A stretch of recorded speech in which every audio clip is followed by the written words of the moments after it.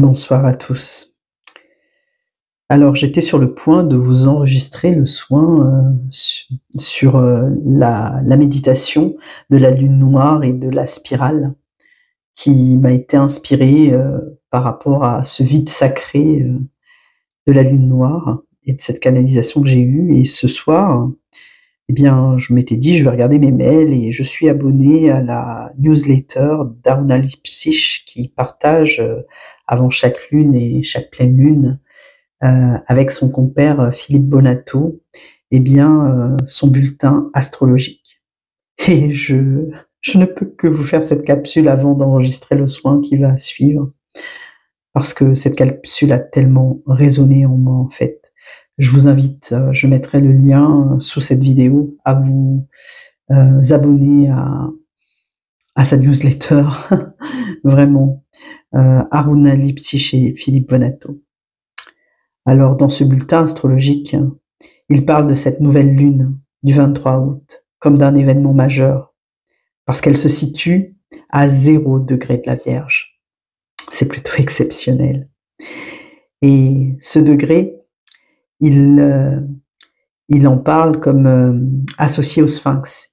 Aruna avait déjà fait cette allusion et ça avait déjà fortement vibré en moi parce qu'il y a quelque temps déjà, j'ai fait une canalisation, pour ceux qui l'ont écouté, que j'ai appelé le cri de Gaïa sur la terre-mère, et que c'est une canalisation en elle qui n'est pas très longue, mais je n'avais jamais canalisé de la sorte, et je vous ai fait une analyse, une interprétation ligne par ligne de cette canalisation pour que vous puissiez la comprendre. Enfin, de ce que moi, tous les messages à travers cette canalisation qui m'étaient arrivés. Et à un moment donné, dans cette canalisation, eh bien, je parle du Sphinx en Galilée. C'est ce qui est tombé. J'écris, en fait. Je retranscris. Et ça m'avait apporté cette forte vibration du mystère et de cette énergie christique très forte. Et voilà que Philippe Bonato et Aruna Lipsich, eh bien, dans leur bulletin, confirment ce que moi j'ai vu, quoi. Et le Sphinx, c'est le gardien. Il nous interroge. Et dans son bulletin, il parle, et moi ça m'a fait penser comme à une blague caramba. En fait, Philippe Bonato dit qui marche à 4 pattes le matin, à 2 le midi et à 3 le soir. Tout le monde a entendu cette énigme. Eh bien, c'est l'être humain, bien sûr, avec sa canne. Mais cette énigme pose au fond, ce qu'elle dit, c'est quelle est ta véritable nature? Qui es-tu vraiment? Et quand j'ai lu ça, moi, dans le bulletin, moi, mes yeux, ma vibration, elle était ailleurs, parce que au lieu de lire nature, j'ai lu Saturne, et j'ai compris que le Sphinx nous interroge sur notre véritable Saturne, alors qu'il était marqué le Sphinx nous interroge sur notre véritable nature. Ça m'a profondément bouleversée. Alors je vous dis pourquoi, parce que en fait, mon esprit va plus vite. En fait, c'est comme si j'avais lu, mais je lis entre les lignes, et c'est pas une interprétation, c'est comme si j'en faisais une lecture vibratoire. Il y a autre chose qui m'est donné, en fait. Parce que Saturne, Saturne, c'est Chronos, c'est le temps, c'est la maturité, c'est la structure. Et par structure, j'entends, c'est notre colonne vertébrale intérieure. Alors oui, cette lune, elle nous demande, comme il le dit, pour moi, et c'est comme ça que je l'ai traduit, est-ce que tu assumes en fait ta nature? Mais moi j'ai traduit ça, est-ce que tu assumes ton Saturne? Est-ce que tu es prêt à accueillir en fait tes limites, ta responsabilité, ta souveraineté? Et c'est là que tout est relié, en fait, tout est lié à ce que j'ai reçu toutes ces dernières semaines. Depuis un moment déjà, je parle, et notamment des lives que je vous fais, souvent le week-end, mais ben, c'est totalement aléatoire. Je vous invite à aller sous l'onglet d'ailleurs. Alors ça s'appelle En direct. Vous allez retrouver tous les lives que j'ai fait de la chaîne où je vous parle souvent des énergies du moment, mais les énergies du moment, en fait, elles sont valables. Bien évidemment, elles émergent en fait dans le ciel astral au travers des lunes et des nouvelles lunes, mais elles perdurent et les messages s'affinent, se confirment, s'entremêlent, se révèlent par les astres lors des nouvelles lunes et deviennent de plus en plus précis. En tout cas, moi, c'est ce que je ressens. Et depuis un moment déjà, j'avais déjà parlé, alors lors des lives notamment, du sablier, parce que moi, j'ai un sablier, un grand sablier, et comment dire, que j'aimais bien, parce que j'aime bien le bruit en fait du sable qui s'écoule. Et c'est vrai que le sablier, en fait, ça symbolise le temps. Mais ça fait un moment que sur ma table, ce que j'appelle dans ma pièce de médiumnité, eh bien, sur ma table de travail, eh bien, on m'a fait poser ce sablier, eh bien, non plus verticalement, donc comme lorsque le sable qui s'écoule, hein, et qui signifie que le temps file, mais on me l'a fait poser à plat. Et à plat, en fait, ce sablier, il devient le symbole de l'infini. Il représente l'infini, il représente le point d'équilibre. Et c'est exactement ça, en fait, le retournement que nous vivons. Alors, avec le degré zéro, en bélier notamment, il parle de grands commencements. Mais moi, ce que j'ai lu, pareil, j'ai pas lu commencement, j'ai lu retournement. J'ai fait une lecture différente, je fais une lecture vibratoire. Et je vous ai parlé notamment lors des énergies que j'ai canalisées de cette lune noire, eh bien, ça a fait référence pour moi au travail d'Annick de Souzenel, qui parlait dans son enseignement de ce grand retournement, de ce passage de l'extérieur vers l'intérieur et du paraître vers l'être, en fait, dans ce bulletin.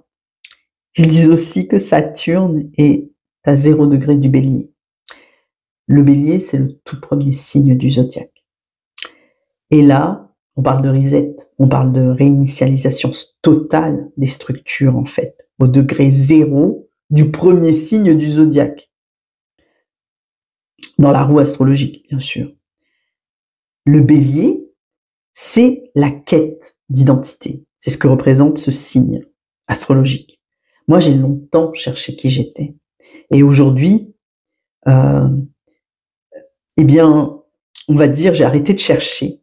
Parce que ce 0 degré en bélier, là, ce qui m'a fait vibrer très fort à cette vibration, c'est que j'ai mon Chiron, l'astre Chiron en bélier. Et je vous assure, j'ai passé un temps, eh bien, j'ai 52 ans aujourd'hui, j'ai passé toute ma vie à chercher qui j'étais. Et cette année, en 2025, en début 2025, j'ai eu une consultation médiumnique avec Josine Jaloucha. Vous pouvez la suivre aussi sur sa chaîne. Sa chaîne s'appelle La Gardienne de l'Unité. Je vous mettrai les références. Et c'était le jour de mon anniversaire. Et en plus, c'était ce jour-là que ça devait être fait parce qu'elle ne travaillait pas, elle l'a fait. Enfin, bref, il s'est passé un tas de choses. Et ce qui fait que c'était mon moment, on va dire.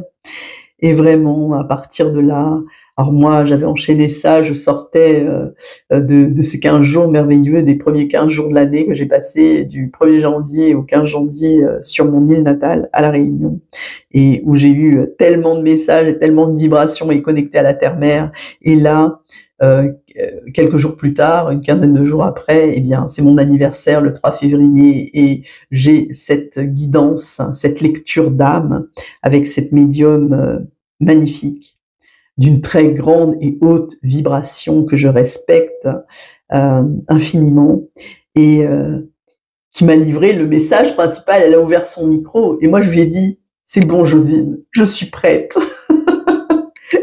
Et je me souviens, elle m'a dit, mais c'est ça, c'est ce que j'allais te dire, mais t'as même pas idée à quel point t'es prête, quoi, en fait. Et à recevoir, et à être guidée. Et franchement, j'ai arrêté de chercher. J'ai arrêté de chercher parce que eh bien, cette quête, elle est derrière moi.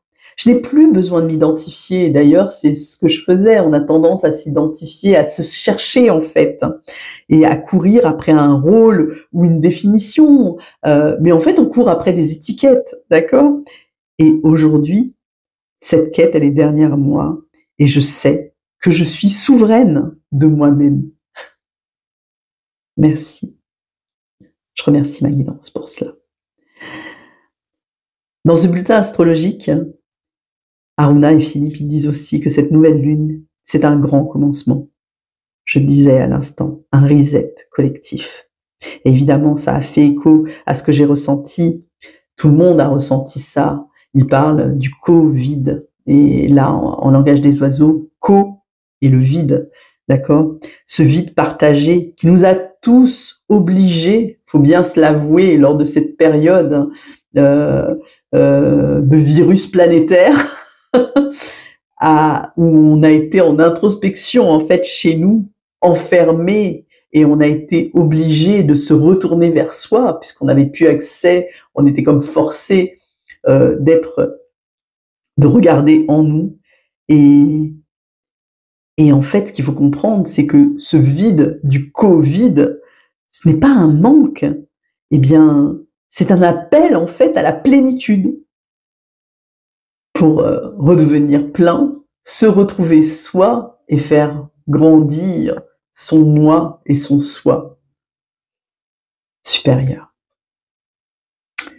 Et je rejoins la méditation que je vais vous enregistrer sur cette lune noire et cette spirale dorée que j'ai eue en image. Et elle m'a été vraiment inspirée par ce vide qui n'est pas un manque. Je crois que je l'ai dit en parlant des énergies, et tout se recoupe en fait, vraiment, avec leur bulletin astrologique. C'est très vibrant. Alors, et puis il y a un mot qui est revenu sans cesse dans ma lecture et dans mon cœur, parce que depuis hier, j'ai même parlé à une amie, et je lui disais, eh bien, je vibre l'humanité. Je vais vous en parler dans un instant, c'est assez impressionnant. Mais j'ai vraiment eu ce message, et ce message m'a vraiment semblé tellement grand, la charge tellement lourde, la responsabilité. Je dis, mais comment on peut vibrer l'humanité, quoi? Je vibre comme une espèce de mission d'humanité. Mais quelque part, c'est pas, j'ai pas envie de prendre la grosse tête par rapport à ça. Et je suis vraiment humble de mes guides. Et dans ma lecture et dans mon cœur, en fait, j'ai ce mot qui est humilité. Aruna et Philippe, ils parlent de l'humble souveraineté de l'être, d'être, l'humble souveraineté d'être. Et moi, ce que je ressens profondément, c'est ça. Nous ne sommes pas appelés à être des souverains dominateurs, d'accord? Mais des souverains humbles. Des êtres qui se tiennent debout, qui accueillent leur grandeur sans écraser personne, qui servent sans servilité. Moi, ça fait fortement écho en moi parce que, comme tout un chacun, enfin, j'ai cette blessure d'injustice, et pendant longtemps, j'ai été rebelle et à crier haut et fort contre l'injustice, enfin la non-reconnaissance, etc., ou à, comment dire, à lutter contre ces personnes qui, des fois, cherchent à vous dominer à tout prix, à vous écraser. On ressent beaucoup ça. Enfin, moi, je l'ai beaucoup ressenti dans mon monde professionnel, mais ça peut exister dans le monde relationnel, avec toute relation que vous entretenez avec tout un chacun, ou dans le monde professionnel, en tout cas, eh bien, cette structure où je travaille et qui est profondément hiérarchisée, avec des niveaux hiérarchiques où ok, chacun doit le respect à sa hiérarchie, et ça, je l'ai ancré en moi, et c'est ok, et ça vibre. Mais par contre, que certains puissent accéder à un poste hiérarchique, par exemple, et en écrasant d'autres personnes, vous avez peut-être vécu aussi ce genre de situation dans votre vie, c'est plutôt courant, eh bien, c'était totalement dérangeant pour moi. C'est quelque chose qui m'a longtemps, rebellée. C'est vraiment ça, où j'avais beaucoup de colère par rapport à ça et vraiment, activé, la blessure d'injustice parce que pour moi, eh bien, on est humble, on se le doit en tout cas, d'être humble devant, eh bien, même si on a, comment dire, un savoir, une connaissance, il n'y a rien de supérieur là-dedans et il faut juste, s'aligner à sa justesse et à sa sagesse. Moi, je ne me considère pas comme une élue. J'entends des fois des chaînes où, qui parlent des élus, il y a des choses qui circulent, hein, sur les réseaux, par rapport à ça. Non, je ne suis pas élue. Je j'ai ce n'est pas ça, c'est pas ça que je vibre.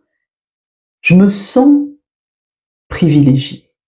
Je dois vous avouer, je me sens privilégiée, je me sens guidée, je me sens aimée, je me sens soutenue par mes guides et par la terre-mère. Et si je partage tout ça aujourd'hui avec vous, c'est parce que je sais que ce passage que je vis intérieurement, c'est pas que moi qui le vibre, c'est pas moi, Sophie, individuellement et personnellement, c'est collectif en fait. C'est chacun à sa façon va vibrer ce passage et ressentir cela. Et comme je vous dis, là, nous sommes tous médiums. C'est une question d'ouverture de cœur, c'est une question de sensibilité, c'est ouvrir les yeux et voir les signes. Eh bien, avec cette lune noire, nous sommes tous appelés à franchir cette porte, en fait, du Sphinx. Alors pour moi, cette lune noire du 23 août, c'est une invitation claire. C'est retrouver notre Saturne intérieur, notre structure juste. C'est aussi traverser le retournement, comme le sablier qui devient en fait l'infini. C'est aussi vibrer notre souveraineté, d'être avec humilité. Et c'est servir l'humanité, mais sans servilité, en restant libre et relié à notre cœur. Et c'est exactement pour cela que je vous propose plusieurs activations ces prochains jours. Je vais l'enregistrer, hein, là, en suivant la spirale dorée. Et puis après, il y aura le rituel du sablier, et puis la libération des 5 sens, et l'ancrage à Gaïa.